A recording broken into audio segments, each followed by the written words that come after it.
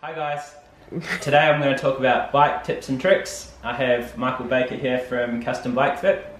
We've got Ironman 70.3 Sunny Coast in a week and a half. Just going to cover a couple of tips which might help you out on race day. Fire away, Michael. Okay, so my tips are really around how do we carry our hydration, how do we carry our nutrition on the bike. And if we're riding with time trial bars, our hands are going to be positioned typically at the front of the bike for the majority of the ride. So that's where I like to have my first bottle because it's very easy to access, number one.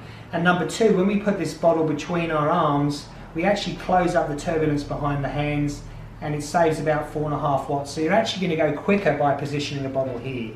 So we drink from this bottle at the front. Once that's emptied, we go to our second bottle, which is positioned behind the saddle. So here again it's behind the rider and there's reduction in drag, so this bottle is not going to cause an awful lot of drag.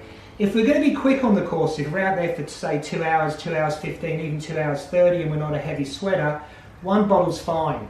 If you are a bigger drinker, so you sweat some more, and you may want to have a second bottle there. So if you're out on the course for 3 hours or more, it could be hot on the Sunshine Coast. The other benefit of having a second bottle here or a second cage is that we can carry our spares. Now you can see here with the QR, we've got what we call a speed box. It's a storage box so we can put tubes and tyre levers and what have you in there. But if not, it's nice to have an option to put your spares in one of those bottles behind you. Alright, bike shoes. This is more a newbie tip. I use a triathlon specific shoe. The way this differs to a road shoe is it offers like a Velcro opening, so it makes it a bit easier to get in and out of. Another thing I do is I pop a bit of talcum powder inside here, so when I get out of the water my foot will just slide in there nicely.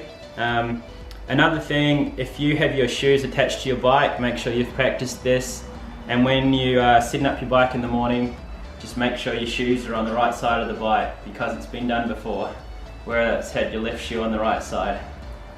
One more tip from you, Michael. Okay, I'm just going to talk briefly about race wheels. A lot of people will have race wheels.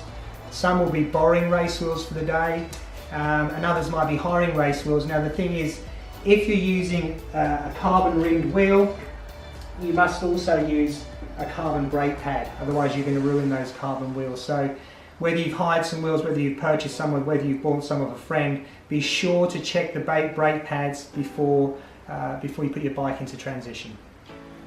Alright, hopefully they will help you guys out. We're a week and a half out from the race, and we'll pop out one more video later this week with running tips and tricks with Brad and Kari, so stand by for that. If you've got any questions about the bike setup, Michael and I will try and answer them if you just leave a comment in the comments below.